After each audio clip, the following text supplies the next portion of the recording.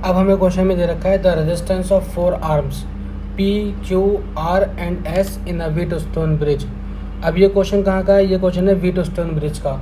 और Wheatstone bridge के अंदर हमें याद रखना होता है कि अगर P/Q बराबर हो जाता है R/S के, अगर P/Q का जो रेशियो है वो बराबर हो जाता है R/S के, तो इस कंडीशन में हम कहते हैं कि जो व्हीटस्टोन ब्रिज है वो बैलेंस है। और इस कंडीशन में क्या होगा? गैल्वेनोमीटर के अंदर से कोई करंट नहीं बहेगी। ये बात हमें याद रखनी होती है किसमें? व्हीटस्टोन ब्रिज में। क्वेश्चन क्या कह रहा है? क्वेश्चन क्या कह रहा है? कहता है कि रेजिस्टेंस ऑफ 4 आर्म्स, 4 आर्म के रेजिस्टेंस दे रखे हैं P, Q, R and S। 10 ohm P का, फिर 30 ओम Q का, फिर 30 ओम जो है वो R का है, फिर S का कितना है? 90 ओम रिस्पेक्टिवली। फिर the EMF and internal resistance of the cell 7 volt और 5 वोल्ट दे रखा है। इफ़ द गैल्वेनोमीटर रेजिस्टेंस कितना? 50 ओम दे रखा है और करंट हमसे पूछी है। तो जो जो चीज़ें दे रखी हैं वो पहले लिख लो। क्या क्या दे रखा है? हमें दे रखा है P दे रखा है, ये कितना है? 10 ओम। Q दे रखा है, ये कितना है? 30 ओम। R दे रखा है 30 ओम। S दे रखा है 30 ओम। तो पहले तो ये चेक करो कि ये ब्रिज बैलेंस है भी नहीं है। तो P/Q का रेशो क्या है? 10/30, मतलब 1/3। फिर R/S चेक करो, R/S 30/90, तो ये हो जाएगा 1/3। मतलब क्या है? ब्रिज तो क्या है? बैलेंस है, ब्रिज बैलेंस है।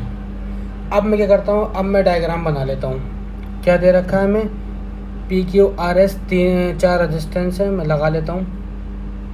मान लो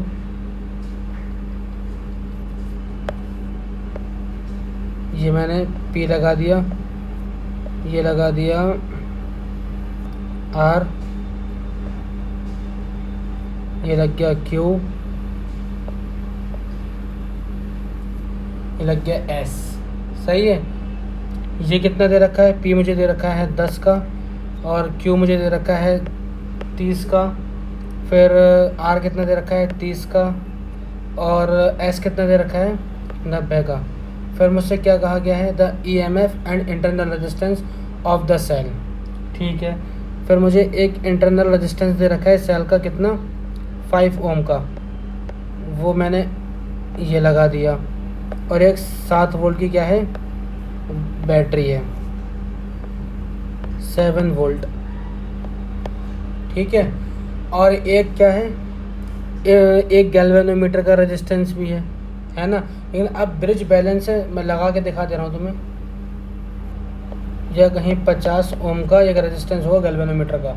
लेकिन अगर ब्रिज बैलेंस है तो इसमें से तो करंट बहेगी नहीं गैल्वेनोमीटर में से, तो इसको हम तो ज़ीरो मान लेंगे, है ना। यहाँ पर कुछ नहीं होगा एक तरीके से। ठीक है, ये मान लिया मैंने ज़ीरो। तो अब मुझे क्या दिख रहा है? ये 10 और 30 मुझे सीरीज़ में दिख रहा है ना। ये 30 और 90 सीरीज़ में दिख रहे हैं। तो ये कितना हो जाएगा? 30 और 10 40 हो जाएगा। ये 90 और 30, ये कितना हो जाएगा? इसका R इक्वलेंट हो जाएगा 120। अब दोनों किस में हैं? दोनों पैरेलल में हैं। तो पैरेलल का R इक्वलेंट किससे निकलता है? R1 इंटू R2 अपन R1 प्लस का R2 से, है ना। तो R इक्वलेंट पैरेलल का हो जाएगा तुम्हारा 40 120 अपॉन 120 40 160। तो ये तुम्हारा आएगा 30, है ना। 4 चौक 16 4 3 12 0 से 0, हाँ 30 आएगा। तो R इक्वलेंट हमारा कितना आ गया? 30 आ गया, 30 ओम। लेकिन हमसे तो करंट पूछी है।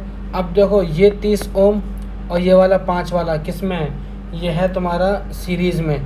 तो अब दोनों का R इक्वलेंट कितना आ जाएगा? सीरीज़ का 30, वो जो ये वाला है 5, ये वाला, तो 30 और 5 35।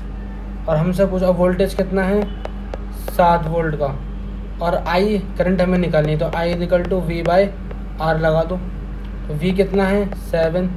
रेजिस्टेंस कितना है? 35। तो ये आ गया 1/5। इसे क्या लिख सकते हैं? 0.2 एम्पियर। कितना लिख सकते हैं? 0.2 एम्पियर। तो ऑप्शन नंबर 4 में दे रखा है 0.2 एम्पियर। समझ में आया। व्हीटस्टोन ब्रिज के सवालों में देखते हैं कि P/Q और R/S का रेशो और बराबर है, तो फिर व्हीटस्टोन ब्रिज जो है वो बैलेंस है, और बैलेंस कंडीशन में हम गैल्वेनोमीटर में से कोई करंट नहीं पाते, इसमें से बीच वाला मैंने काट दिया, और जब बीच वाला कट गया तो दोनों ही सीरीज़ में आ गए, 10 वाले और 30 वाले, 30 वाला 90 वाला सीरीज़ में आ गए। फिर दोनों सीरीज़ का इक्वलेंट निकाल कर फिर मैंने दोनों को देखा कि दोनों पैरेलल में है। फिर इन दोनों पैरेलल का मैंने आर इक्वलेंट निकाल लिया, और जब दोनों का आर इक्वलेंट निकाल लिया तो फिर 5 वाला मुझे सीरीज़ में दिखा, फिर दोनों सीरीज़ का मैंने निकाल लिया, तो मुझे 35 ओम मिल गया रेजिस्टेंस, और फिर 7 वोल्ट की बैटरी भी लगी हुई है, तो वोल्टेज 7 वोल्ट हो गया। आई का फॉर्मूला हमें मालूम है, आई इक्वल टू V/R, तो 7/35 रखा, 1/5 रखा, और 0.2 एम्पियर करंट आ गया। और ये हमें कोई ऑप्शन नंबर 4 में दे रखा है 0.2 ओम।